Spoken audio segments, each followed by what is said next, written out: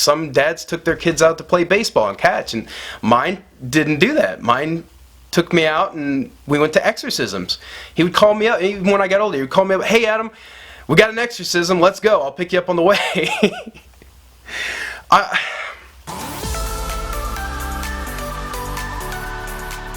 Hey health heroes, welcome back to Adamimmune, the channel all about helping you improve your autoimmune health naturally. And I'm going to just keep it real calm today because I have the flu. I caught a virus. I'm not immune to everything, right? So yeah, what's it like growing up chronically ill with an autoimmune disease? I'm supposed to be healed, right? This is tough. This is a tough subject for me to talk about. My dad being a preacher, that's all I thought about when I was a kid, like healing. Just obsessed with healing. And I guess I still am.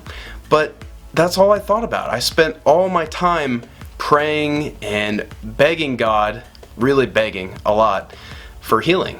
It just kind of consumed me. I don't want to say I was mad at God. I mean, I guess I was for a time.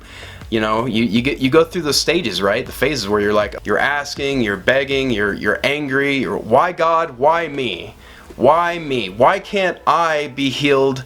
Look at all these other people being healed of all these things, and by the way, I have HS, hidradenitis suppurativa, stage 3, or at least I was in the before time. Now I'm obviously in autoimmune remission. That's what this channel is about. But if you're new to this channel, I teach people how to find autoimmune improvement or remission naturally, and of course, and weight loss. I've lost 150 pounds. And again, that played a role in this. I was like the fattest kid in school when I was in grade school.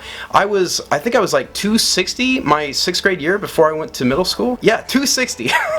Let that sink in a little bit. HS is the third most painful chronic disease that exists. There really are no words to describe how awful it was growing up with that. And then, of course, my dad, anytime I would bring up any kind of illnesses or you know, of course I had anxiety too, so my dad would pray for me and, you know, oh, demons, away demons, you know, casting out those demons.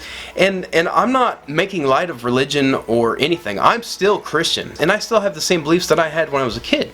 So these don't exactly align, but I hope it makes sense here in a little bit why I still believe. As a kid, I believed I was cursed. I really, really did.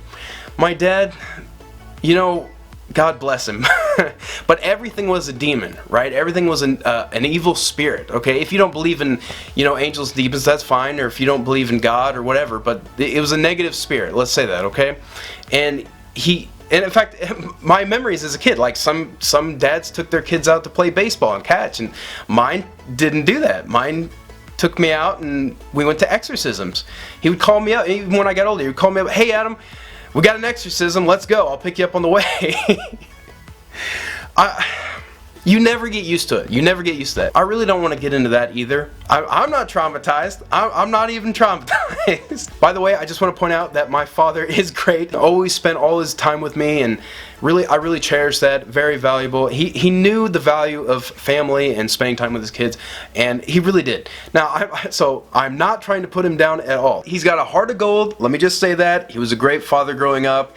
I wouldn't want a different one, and I mean, both my parents are like that. They're just saints. They would do anything for anyone. I had to come to the realization that it wasn't a demon. Not everything is demons. Not everything is a spiritual warfare, okay? Some things are a physical warfare, all right? Your immune system, your gut health. You can look to the Bible too if you want. His people die for lack of knowledge. Not knowing something does not protect you from something at all. No, you will still die. You'll still get sick. In the Bible, people died that had all the faith. You still die. I've done my share of praying, but like, you have to do something, okay? Prayer is useless without action. It requires faith. And as a kid, of course I didn't understand. No one told me that. Like, maybe I heard it, but no one ever explained that, hey, you have to do something. You have to make a change in your life to expect healing. You can't just pray to God, oh, please, Lord, please heal me. Please take away my chronic disease. Let me just have a little bit of improvement. And again, I'm not making light of religion at all. That was me begging on the floor, crying. I mean, pretty much daily. I could barely get out of bed.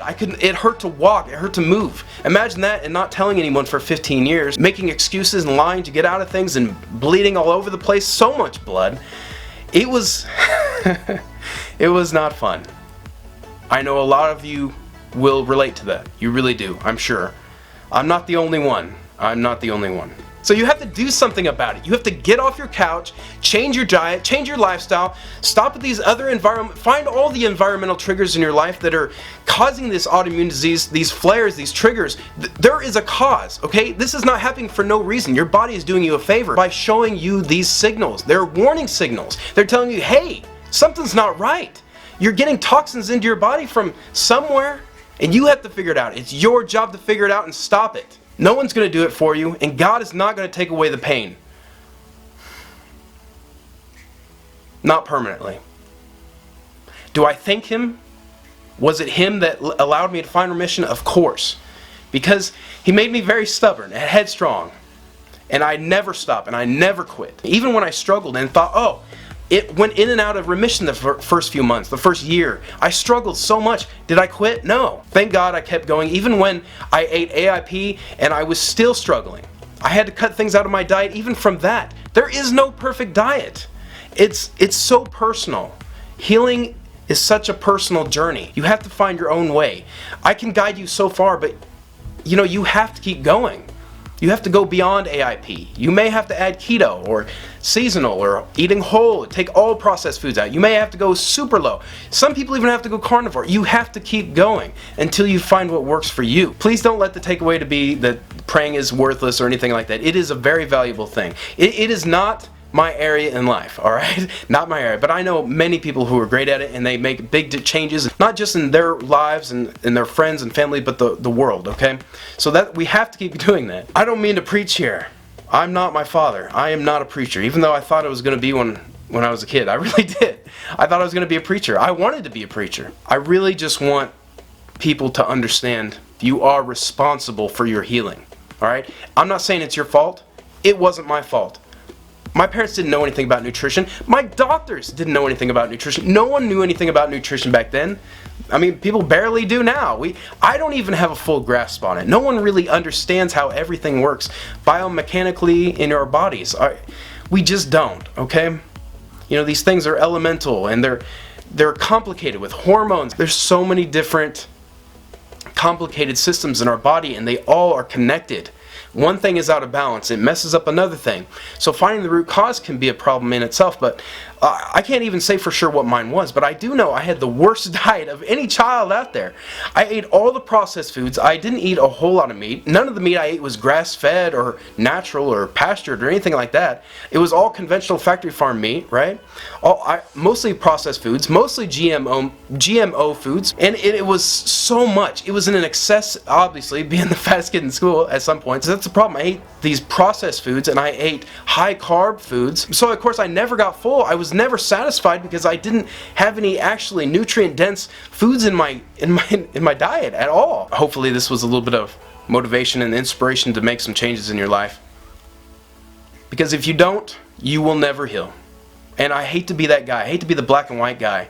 But that's just the truth of it. But I would say my chronic illness, HS, overall, I have to say it was a blessing in disguise. Or, I know this is going to sound terrible to people that are suffering right now with different chronic illnesses, because you can't see past that right now. But after healing, I mean, your perspective really does change. God has a way of just changing our hearts through different traumas in our life. And I mean, He didn't cause this to happen, right? Of course I'm not blaming Him. Life happens. But where He really shines is turning something awful and traumatic in our life into something usable. Something that we can turn around and use for good. I get amazing messages. It's unbelievable how much this message has changed people's lives for the better.